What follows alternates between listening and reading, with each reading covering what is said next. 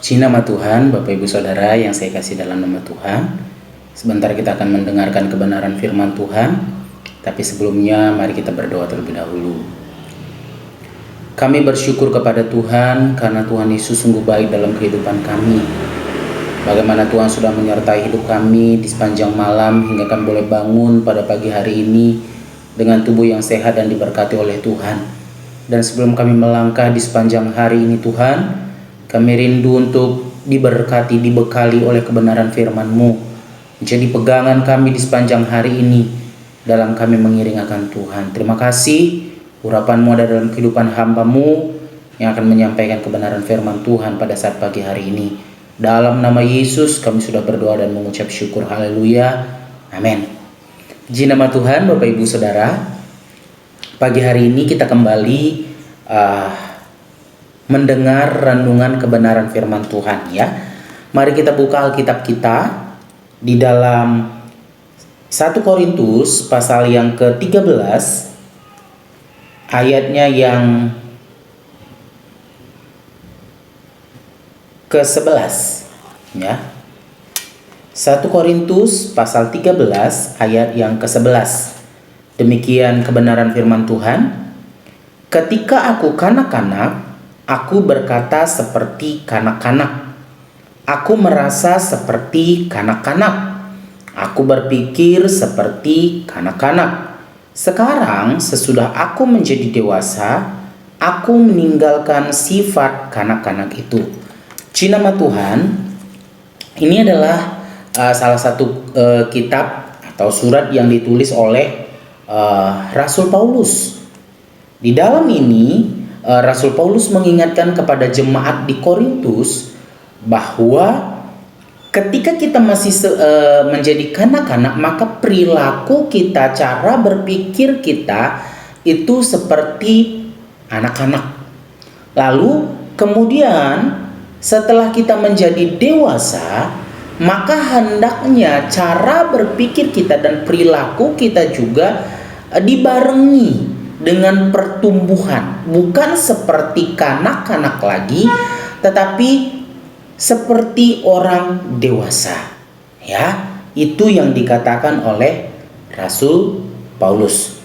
Saya mau memberikan tema kepada kita pada pagi hari ini adalah bertumbuh di dalam Yesus. Ya, bertumbuh di dalam Yesus. Kata bertumbuh itu kata dasarnya dari kata tumbuh, yang memiliki arti seperti timbul atau hidup dan bertambah besar atau sempurna. Ya, lalu yang kedua, sedang berkembang menjadi besar atau menjadi sempurna. Jadi dengan kata lain, kata tumbuh ini, bertumbuh ini berarti ada satu pergerakan di dalamnya. Entahkah itu bertambah tinggi, entahkah itu bertambah besar, entahkah itu bertambah kuat. Itu yang dinamakan dengan bertumbuh.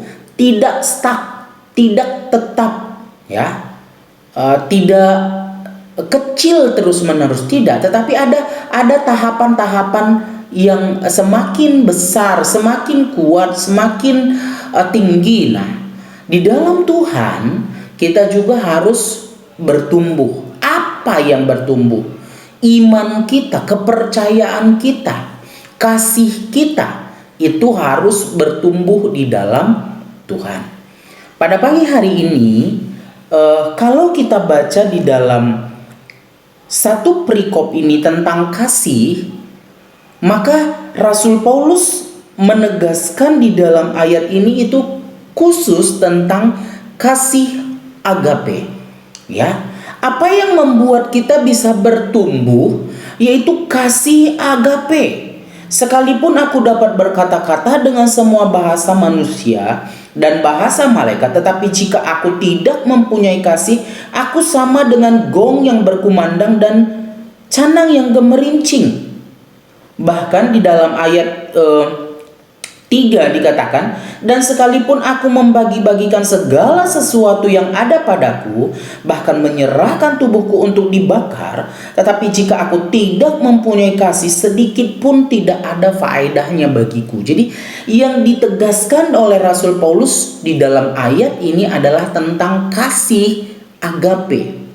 Kalau kita mengenal di dalam kebenaran firman Tuhan, di dalam iman kekristenan kita, atau kita juga mengenal tentang kasih itu, ada beberapa kasih yang kita kenal, dan ada 4 kasih yang kita kenal, dan diantaranya ada 2 diantaranya itu adalah phileo dengan kasih agape. Kasih phileo ini adalah kasih persaudaraan, sedangkan kasih agape ini adalah kasih Allah, ya, kasih terhadap Tuhan.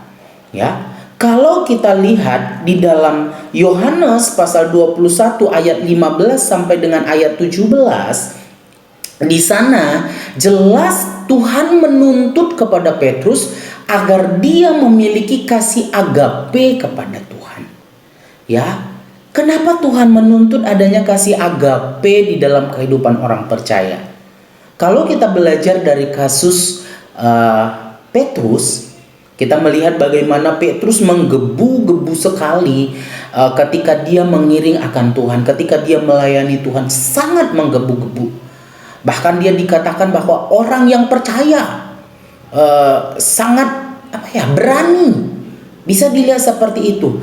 Tetapi kalau kita melihat, itu ternyata hanya sekedar ucapan saja.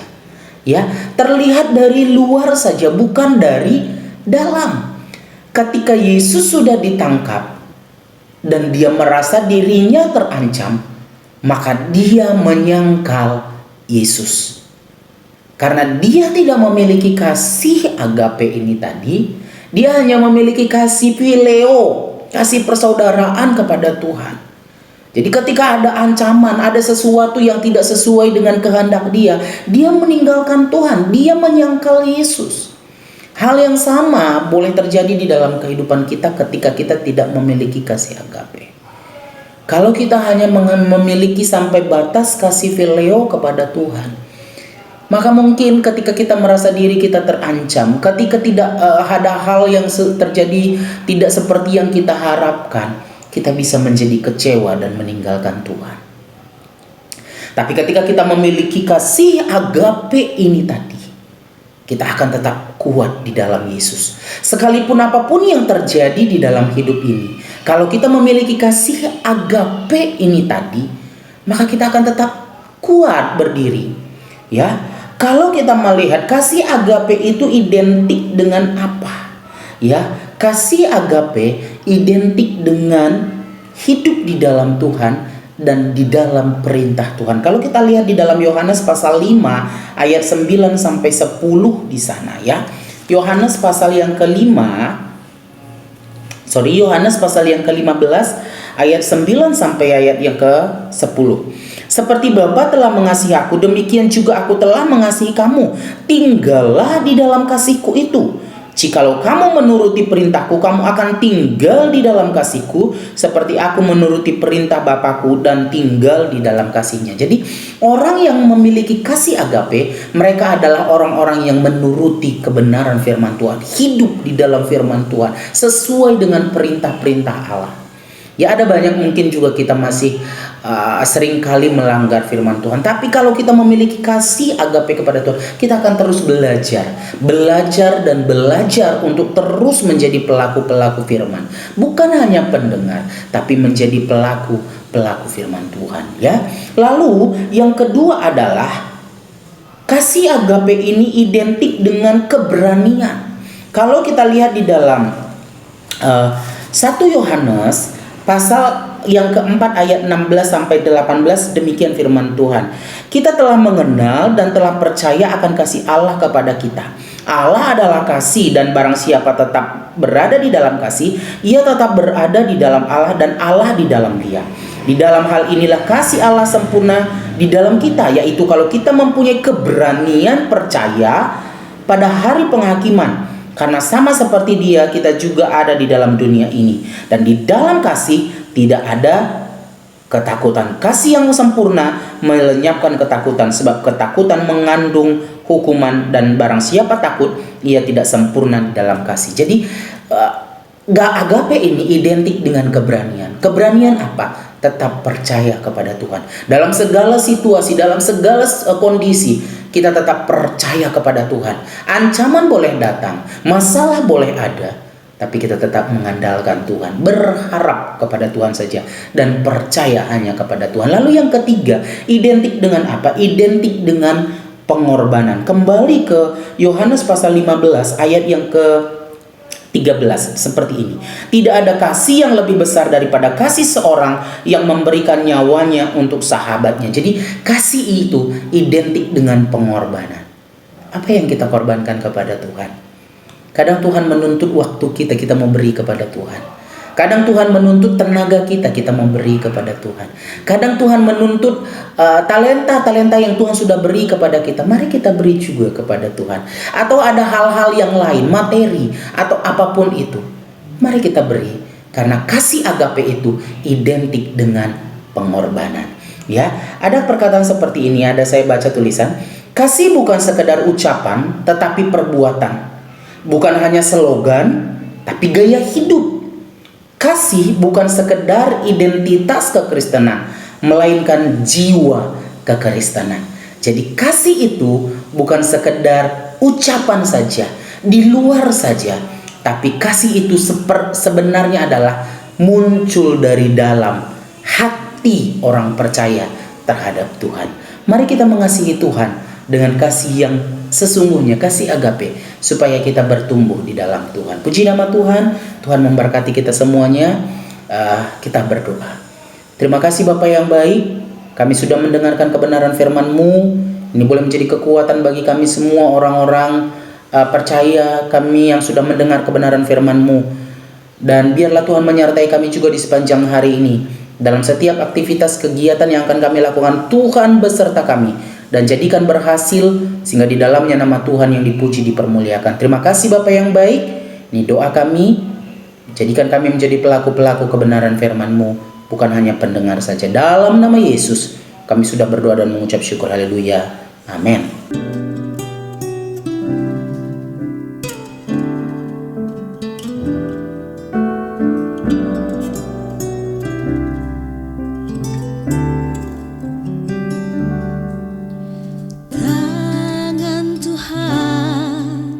Sedang merendam suatu karya yang agung mulia. Saatnya kan tiba nanti, kau lihat pelangi kasih-Nya.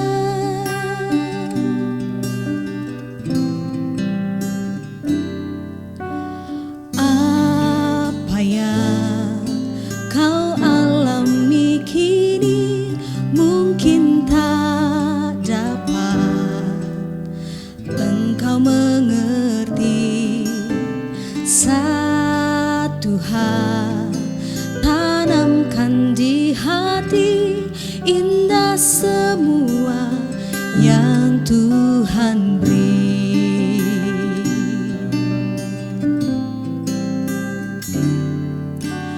Tuhanmu tak akan memberi ular beracun pada yang minta roti. Cobaan yang engkau alami tak melebihi kekuatanmu. Tangan Tuhan sedang merendam suatu karya yang agung mulia. Saatnya kan tiba nanti, kau lihat pelangi kasih-Nya. Tangan Tuhan sedang merendam suatu karya yang agung mulia. Saatnya kan tiba nanti, kau lihat pelangi kasih-Nya.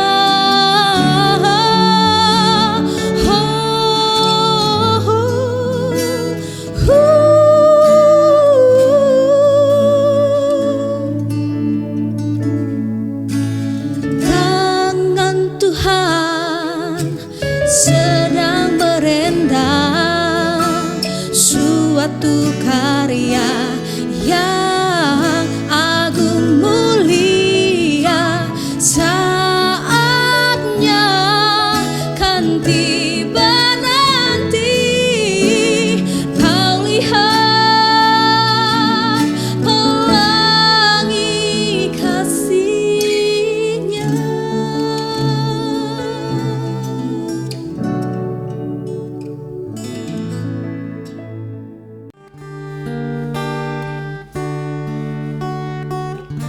Di hadapan